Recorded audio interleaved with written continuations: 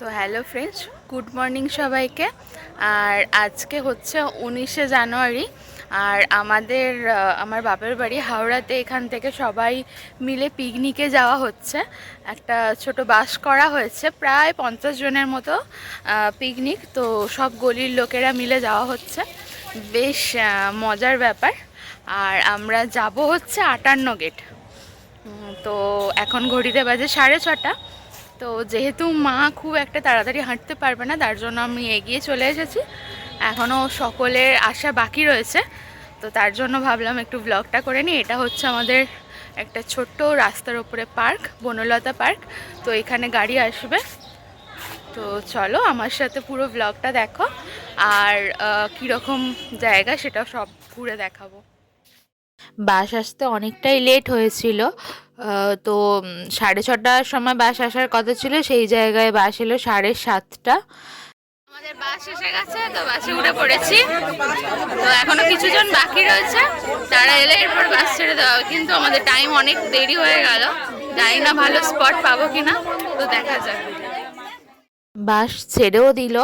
আর সকলে মিলে পিকনিকে যাওয়ার মজাটাই তো আলাদা। আর যেখানে হচ্ছে সবাই জানাশোনা, আরো বেশি মজা। প্রসাদ দিয়ে খাওয়া শুরু।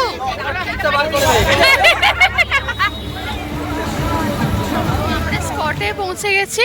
তো যেহেতু আমাদের আসতে একটু লেট হয়ে গেছে, তো তার জন্য সেইভাবে মনের পছন্দ মতো স্পট পাওয়া গেল না। তো যাই হোক, নদীর পাড়ে দেই।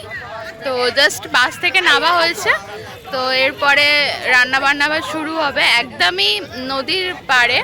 তো পিছনেই জাস্ট নদী রয়েছে।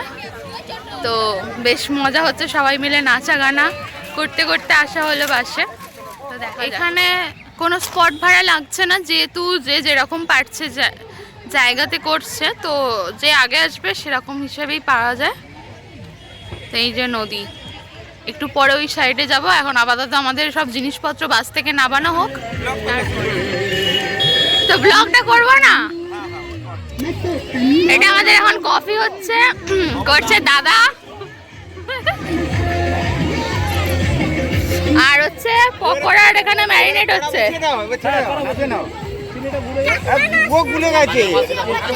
ভালো করে পেঁয়াজটা কাটো।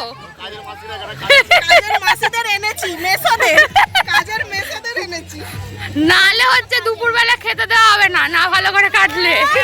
হেলমেট পরিয়ে দেন।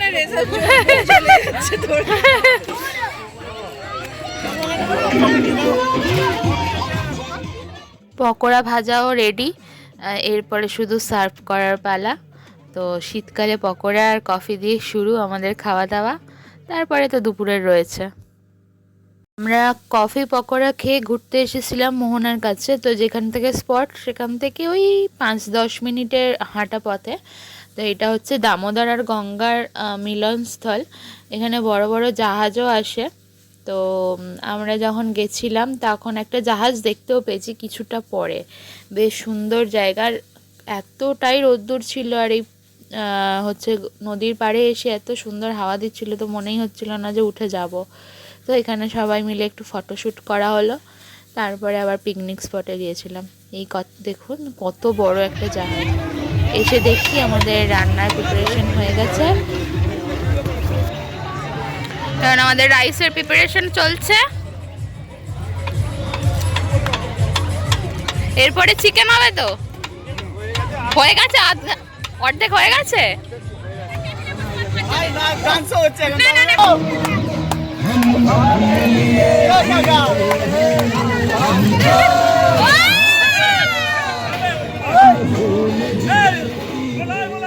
নাচ গান ঘোরার পর আমাদের খাবার রেডি হয়ে যাওয়ার পর খেতে বসে যাওয়ার পালা।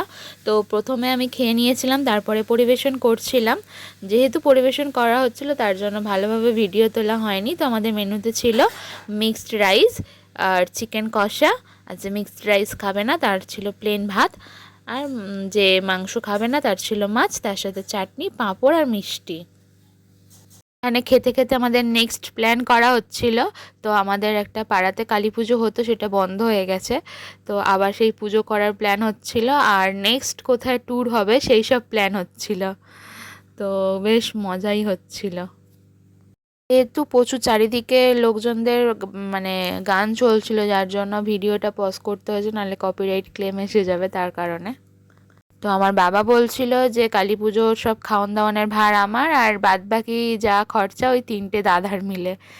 তো এরপরে আমি পড়ন্ত বিকেলে একবার নদীর পাড়ে না ঘুরে গেলে তো হয় না, কেন পড়ন্ত বিকেলটা খুব দেখতে ভালো লাগে। এরপর চলে এলো বাড়ি আসার পালা, তো যেটা খুবই কষ্টকর, মনে হচ্ছিল এত তাড়াতাড়ি সময়টা কিভাবে কেটে গেল। তারপর সব গুছিয়ে টুছিয়ে বাসে ওঠা হলো। কিন্তু সারাদিন ঘোরার পর মানুষ তো খুবই ক্লান্ত হয়ে পড়ে, কিন্তু আমাদের কোনো ক্লান্তির কোনো চিহ্ন নেই, কারণ বাসে আরও নাচ বাকি রয়েছে, তো সেই নাচ দেখতে থাকো।